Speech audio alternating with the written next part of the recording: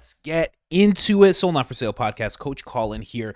We got today the teacher that was fired for making kids think critically. It's a huge problem. I know you're probably taken aback right now, because why would you want kids to be able to think?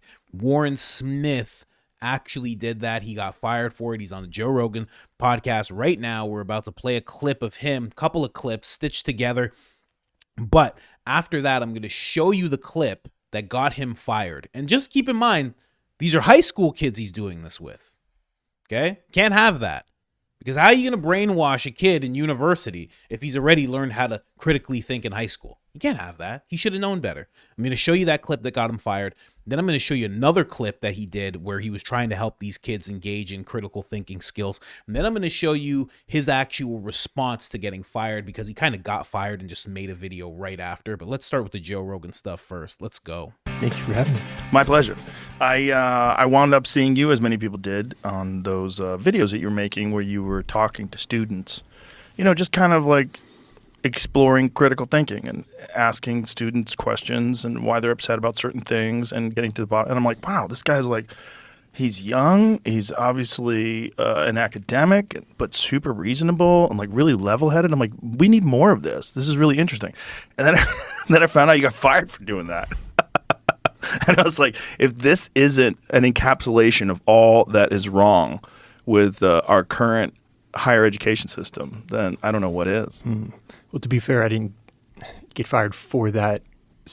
Technically, I think I got fired for posting another one similar to it, but I think they were looking kind of, that whole thing was so bizarre for everyone. It was so big. I think there was, at the school where I teach, there's kind of one, this echo, sorry, I got to get used to this, one like person in control of everything that makes these decisions. And it was so nuts. I think they genuinely, like, we don't know what to do, because if we fire him, our name might get out there, which is their primary, concern, I think. And do you not want their name to get out there? No, it doesn't feel right. Okay. It's not important. Yeah, it's not. No, what's important is that what it is that this is a resistance to thinking. I mean, it's really what it is. It's out there for sure. It's a resistance to questioning why people have like certain like deeply ingrained thought processes that are a part of an ideology. Mm-hmm. And I think what you were doing was really pretty brilliant. It was awesome. And I love the way you were handling it. It was like, very calm and rational, and just having discussions with students. And you kind of see like a lot of their flailing and trying to rationalize why they have these sort of incoherent beliefs. Yeah, and I don't teach critical thinking. When I was a teacher, I was teaching multimedia, like what we're doing now, working with cameras, did a lot of podcasting. I had this lab that I developed over 4 years with a bunch of Mac computers, with Adobe Premiere Pro, Photoshop, a 3D printer. So it was using technology to make art at a special education school with kids that had behavioral challenges and a variety. Anything you could come up with, we had it there. It was like the last line of defense kind of for public schools that couldn't handle these kids. They would send them there. And so I would just use this tech to work with them in a therapeutic way, kind of. That was my goal, the way that would most benefit them. And so one day they asked me to do hey, can you do a newscast for the school? Like, this week at the school, there was this field trip, the soccer team did this, blah, blah, blah. Sure. And we want this kid to be on camera and like to do, he's really good at that. And he was getting really nervous on the day. And so I was like, let's just sit down. You've seen like Joe Rogan and stuff. Let's do just treat it like a 5-minute warm-up podcast. Here, I'll sit down and be on camera. You ask me whatever you want. Well, how have your thoughts on Harry Potter changed given JK Rowling's bigoted opinions? And so that's where the video came from. So I just want to be clear, I don't teach. I wasn't like, we're going to sit down and learn in the moment. We do have conversations like that, because when you are doing something like this with students, like, well, what are you going to talk about? Right. Kill two birds with one stone, to be as effective as you can. And so a lot of students have questions. Like, I've had students ask me, what's the difference between fascism, socialism? What's the difference between a Democrat and a Republican? They don't know. And they're genuinely curious. And sometimes you can get I had one teacher, the music teacher I worked closely with, and he was like my best friend there. And he would be in the room often, and we would have little debates. And he was from Romania. Yeah, I think Romania, I'm blanking. And so he had a very different political perspective. And when you're in those debates, the kids were like locked in, and you can tell. Normally they're just making noise, and then they're just quiet in their seats. They turn around and they're like watching it. There was an effect. Well, I think most kids are aware that you're being forced to think a certain way, or at least to talk about things a certain way. And most people they don't like being told what to do. People don't enjoy that. And when they feel like there's like a lot of social pressure to adhere to a very specific ideology, I think people don't like it. And so when you see debates where people have differing opinions and they have, these sort of logical, objective ways of describing why they think about things a certain way, it gets people like, okay, was there another way to think? Like, how's this guy doing this? Like, what does this mean? Like, why do we have to say, what is wrong with what JK Rowling said? And it's exciting to people. And the videos were exciting, and there was a tremendous amount of response to them. I know you're aware of that. I mean, there's so many comments, and so many people were interested in them. They got very popular. And then when I heard you were fired, I was like, oh, of course. It was too good because it gave me hope. I was like, more people should be doing this at schools, and it would help a lot, because a lot of this really sort of polarized positions that people are taking one side or the other, that they just want to win and they dig their heels in, and they don't exactly even know why they have this particular opinion that they're defending. They just know that they're supposed to, and so they just kind of bite down and dig in, and you get these shouty sort of polarizing arguments. I've been playing with the idea of like how we see the world through stories. I think that has a lot to do with it, because people kind of labeled me as the critical thinking guy all of a sudden. So I really started to think about it. Like, what is critical thinking? And the best I can articulate, it's thinking for yourself to contend with the stories that make up the world. Right. With no context is gone, but it's a larger issue. But it's just fascinating how that correlates beyond just film to, because like it's true that most communication is nonverbal. So the more time you spend studying, working with actors, studying movies, you start getting really tuned into body language. Mm-hmm. It has great utility. So it's pretty interesting. Yeah, no, it's very interesting. And so when you were doing these videos, when you initially did it, did you have any idea of the impact that it was going to have? Did you think like, wow, this is actually like really unique and interesting? I think people are going to really enjoy this, or were you like really shocked? I was shocked. Yeah. I had been playing with YouTube as a medium since discovering Jordan Peterson in 2017. Because I remember, maybe it was even earlier than that, because I arrived at graduate school in 2016, Boston, Emerson, and all hell breaks loose. Trump gets elected, and there seemed to be a huge pushback. And I had never thought about these things before. And then being a grad student and seeing what I witnessed at school, like protests claiming Emerson was racist, which is like, this is one of the most far left schools I've ever seen. Yeah, it's super far left. Can you provide any evidence of that? It was just nuts. And did it come out of nowhere? Was it like right after the election? Like, did you? What year did you first attend? 2016. 2016. So was this what time? So this is like September of 2016, August of 2016, beginning of the academic year. So October. This is like when the elections are kind of heating up, and people didn't think that Trump was going to win yet. I remember, because I vividly remember the day of the election, because I was renting a house with 3 roommates, and I was watching the election. I remember just being like, guys, I think Trump might win this. And like, it's not even worth watching, And they were walking around. Time goes by. I'm like, guys, and then they started to, they're like, what? So no one saw that coming. And my big takeaway was, how could so many experts get something so wrong?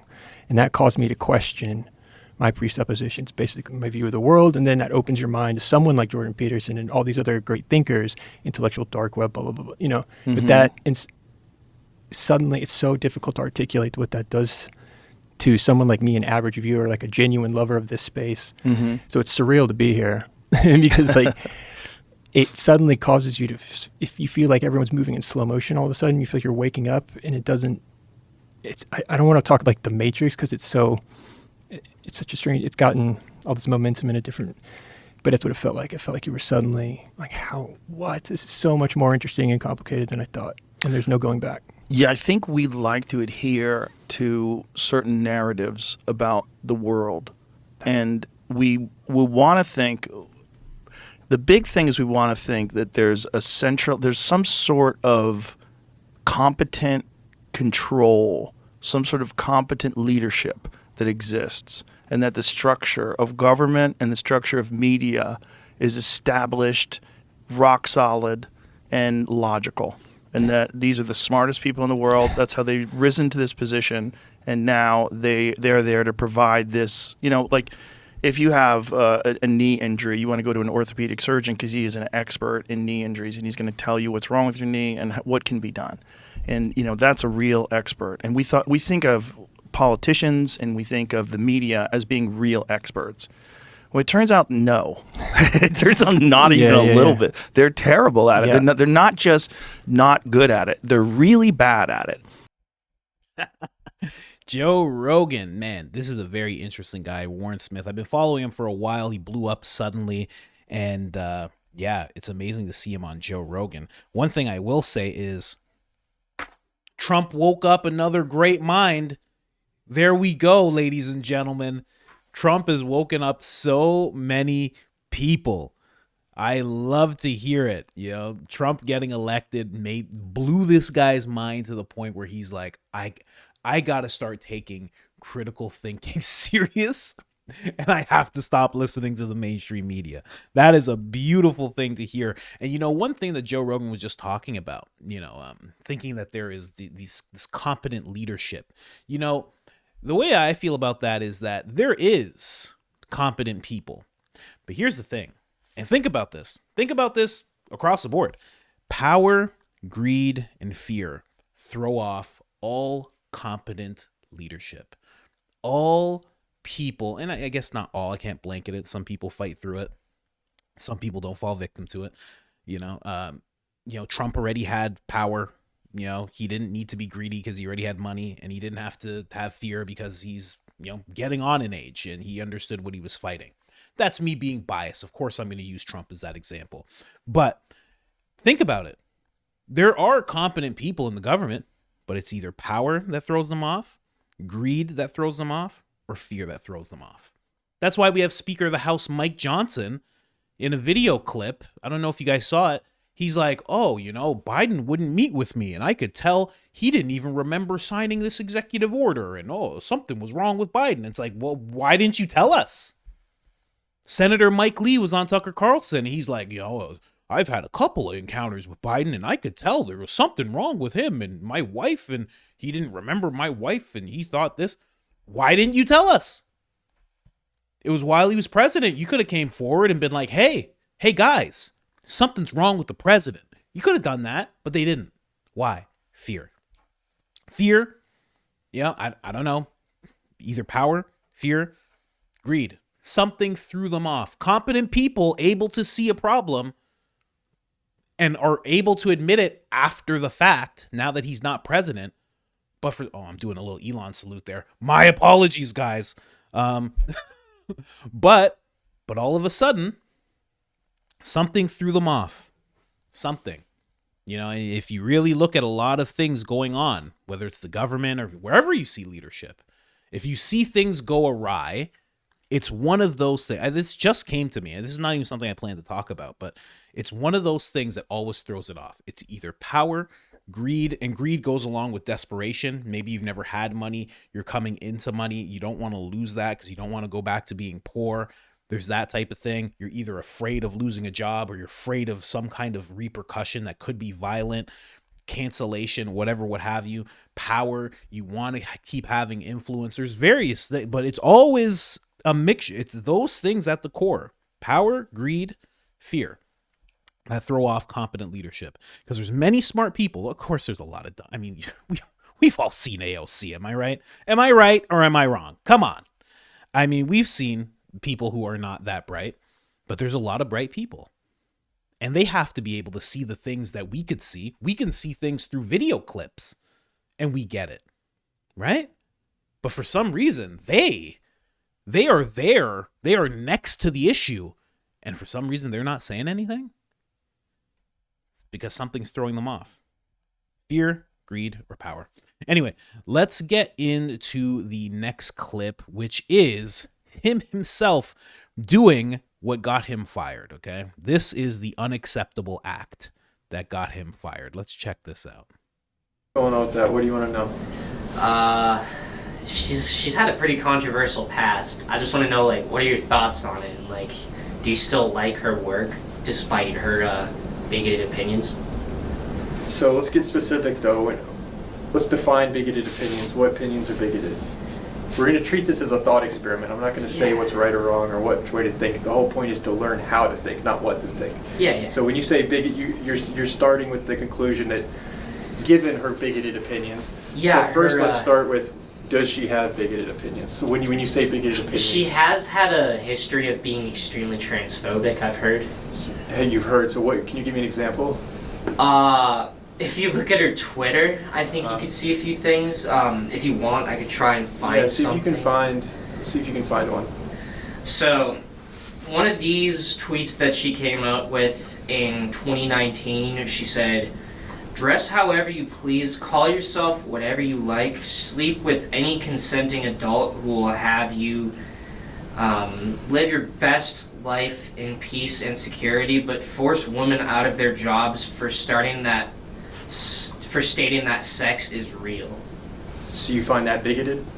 What do you find about It was in there? it was deemed transphobic. I myself, Do you find that transphobic yourself? I don't really have an opinion on it, but I'm just going with what a lot of other people have said. So let's pause there. Let's not go with what other people are saying. Let's try and learn how to critically think. So let's analyze the tweet ourselves. So that statement, do you see anything problematic? Disregarding other people's opinions. She did try and pin some things on a specific group of people. Where does she do that? Can you read that? But force women out of their jobs for stating that sex is real. So when I hear that, I'm interpreting that as meaning if a woman says that, saying that there's a difference between men and female and then being attacked as transphobic, I think that's what she's saying by attacking someone for stating that sex is real. That is exactly what she's saying. Is that transphobic to you? So, to me, no. Stating that sex is real is not transphobic. It's just a fact of life. It exists. So is there anything you disagree with in that tweet? In that tweet, I can't really see anything that I myself disagree with, but I can see why some people would think, oh, this is offensive. We can't have that here or something, because... Sure. There's an apology tweet. Let's read that. What did she say there? I haven't read that. "I respect every trans person's right to live any way that feels authentic and comfortable to them. I'd march with you if you were discriminated against on the basis of being trans. At the same time, my life has been shaped by being female. I do not believe it is hateful to say so." You see anything problematic there? She's apologizing, so no, not really. If I could read it again. It sounds like a very similar statement as what she was just saying. She's basically saying, like, I have nothing, to me, this is what I interpret it as, I have nothing against someone being trans. Exactly. Live your life, but you just don't get to impose on you can live how you want, I can live how I want. Yeah. And let's all, Exactly. So I guess now that we're looking at it like, oh, there's not much difference between me or her, do you think it's fair that that she's being attacked by a large group of people and people are calling her, like you said at the beginning of this conversation, you said, given the fact that JK Rowling is transphobic, how do you feel about Harry Potter? Now, retroactively looking at that statement, do you think that was the best way to phrase? No, I feel like an idiot now. It's okay. Smart kid, and really nice exercise, man. I mean, that's essential. Why not do that? But also, he's a monster and he deserved to get fired. I mean, goes without saying, am I right? I mean, very interesting. But he did mention that, it wasn't that exactly. It was another one I did. And here's another one that he did. And I guess it's along the same lines. I mean, they probably saw him do that first one. It kind of got them thinking like, I don't know about this guy. But then and you'll see this in the next clip that I show where he's discussing getting fired. If I even play it up to that point, I don't want to play too much of this stuff. You know, I'll show you guys his channel after, so you can jump over there. But the fact that he brings up, he's like Dr. Drew, Dave Rubin, all these people that he was now having conversations with on podcasts. I think that's what ended up doing it more so. It was a whole mixture of things. He's teaching kids how to critically think. He's aligning himself with these far right, problematic people, Dr. Drew, and he's saying all these ideas out loud. And then it became a thing where it's like, I think we have to get rid of this guy. And they tried to find a reason. But listen to this one.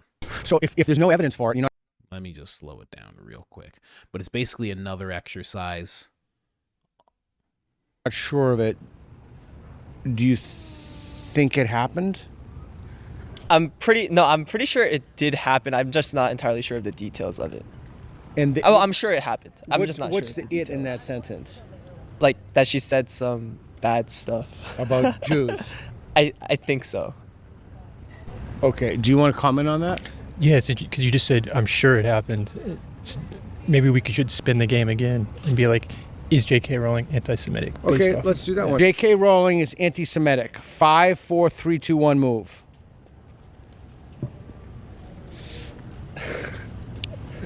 You're in the neutral? Yeah. Yeah, you're in the neutral? Yeah. You're in the neutral. Why are you on the... how come you're in the neutral? I just don't really know anything about it, so I can't really form an opinion. Would the default be neutral if you don't know about it? I think so. I don't know. How come you're on the neutral? I'm of the same opinion. I don't think I know enough about the issue to have a opinion on it. And I think neutral means no opinion. So.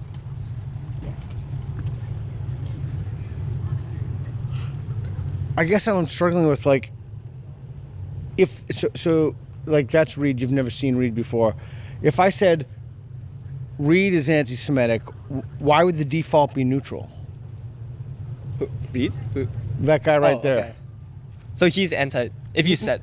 Well, no. I mean, I'm trying to figure out why the default for things is if I said to you, there are ghosts in my basement, the default to that wouldn't be neutral. Unless you want to make the claim, to say that person X is anti-Semitic, unless you want to say that everybody's anti-Semitic, and then it would be. Do you see the point?